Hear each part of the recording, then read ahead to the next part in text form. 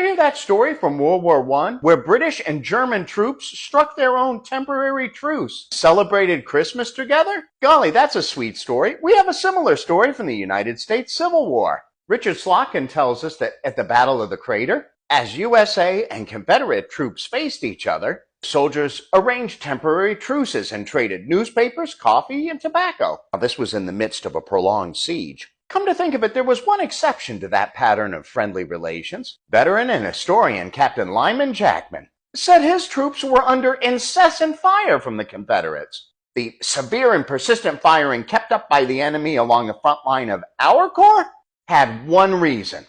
On the 18th of June, the 4th Colored Division joined us. The Confederates were venting their bitter spite towards black troops and any white troops who were willing to fight by their side. George Burkhardt found the same double standard at the siege of Port Hudson, Louisiana. Willoughby Babcock, a Union officer from New York, said Union and Confederate troops go down to the river together to fill their canteens. And if one side got the order to fire on the other, they'd yell, "Get down, I'm gonna fire now."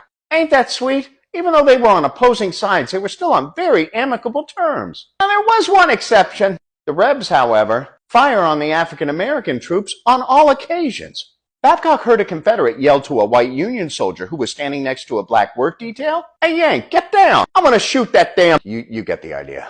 In his book, Remembering the Battle of the Crater, Kevin Levin tells us that 4th Division African-American soldiers accounted for 41% of Union casualties at the Battle of the Crater, even though they were only 21% of Union men engaged.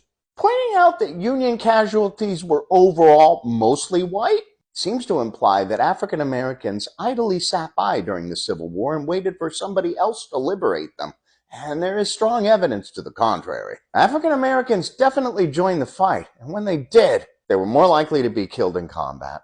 They were more likely than white troops to be murdered after they were disarmed and taken prisoner. War's dangerous for everybody, but that war seemed especially dangerous for black men.